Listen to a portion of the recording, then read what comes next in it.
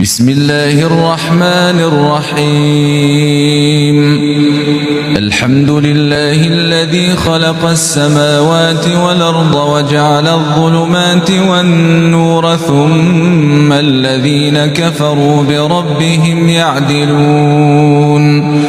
هو الذي خلقكم من طين ثم قضى أجلا وأجل مسمى عنده ثم أنتم تمترون. وهو الله في السماوات وفي الأرض يعلم سركم وجهركم ويعلم ما تكسبون.